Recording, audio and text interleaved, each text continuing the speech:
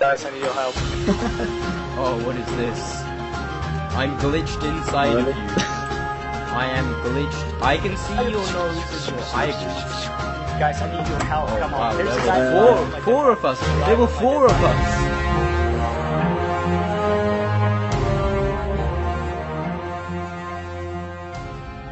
So right now, the record for me for the most amount of people in an elevator on Caspian border is in fact 4, as you saw in that little clip there. It was really funny. Whilst we were doing that, Glossy was just on his own on the battlefield, taking out all the enemies. He was getting really annoyed at us, but we were just seeing how many people we could fit in the elevator.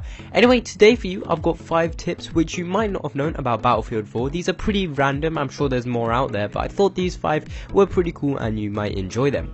Anyway, the first one is Battle Screen. Now, in case you didn't know, Battle Screen is this cool little feature which is new to Battlefield 4 and is via the battle log, and it only works on next gen consoles on PC. But what it is a nice little minimap you can get on your tablet, or if you've got a dual monitor PC set up, you can use it on your extra monitor.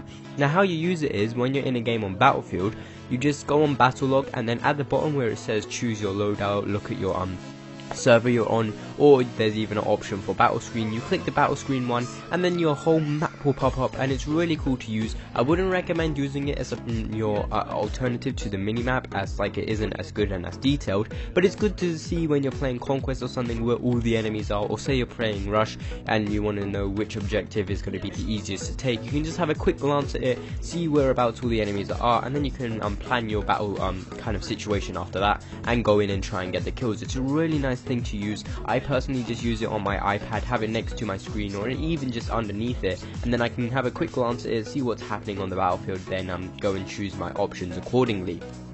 Now, my next tip is about the rangefinder. And whenever you are sniping, you normally don't put the rangefinder on. Also, or you do, I don't know how you play, but personally I don't. I normally just have like the variable zoom or something else, or laser sight. I don't like using the rangefinder because I don't really feel that I go for many long range kills. But sometimes I might be playing and I see lots of enemies by a far away objective and I want to snipe them all out, but I'm missing all my shots and I'm failing pretty bad. So how you get a rangefinder as well as your normal attachments is you just go into a game, you find a battle pickup which has a rangefinder inbuilt, pick it up and then drop it, and then you'll have your rangefinder inbuilt to your normal weapon as well as your secondary attachment.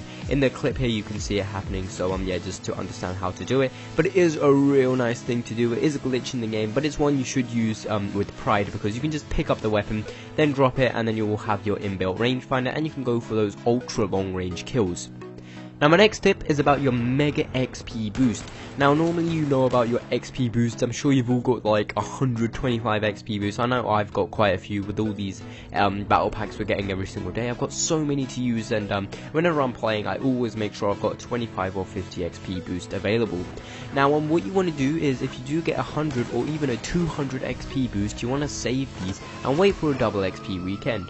Now, during February we did have one every single weekend, but normally if you're premium you will get one every single month, so that's pretty cool. And I do believe when a DLC is released, the weekend after that does have a double XP boost, so you just got to remember those, and then once you do have those available, then just put on your 200 or 100 XP boost and you're going to get so much XP every match. It's going to be great.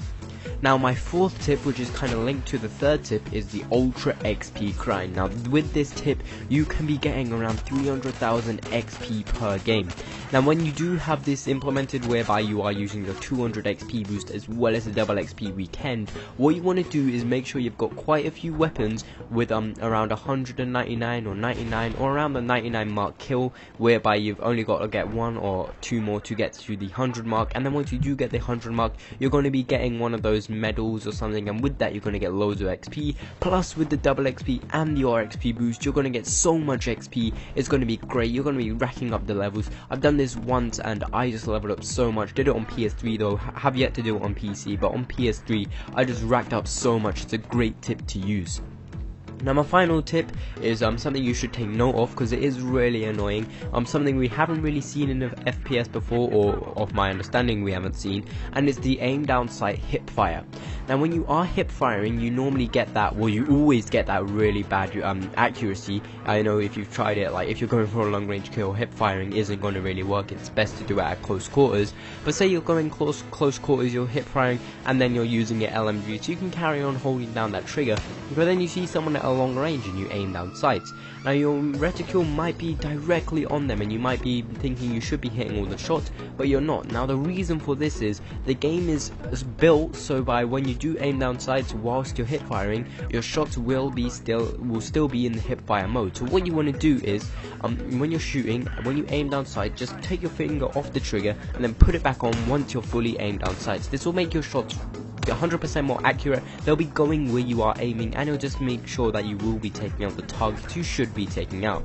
Now that is it for all my tips, for just unknown tips that you didn't know about Battlefield 4. I'm sure there's more out there, like I said before, but I guess those would just be there for you guys to find out. But these were just 5 which I thought you guys could use. But anyway, I've been Rahul. Hope you have enjoyed this video. If you do like those cool little intros where I post a clip with me playing with a few of the other guys, then just tell me in the comment section below. But apart from that, thank you guys for watching, and as always, I'll catch you on the battlefield.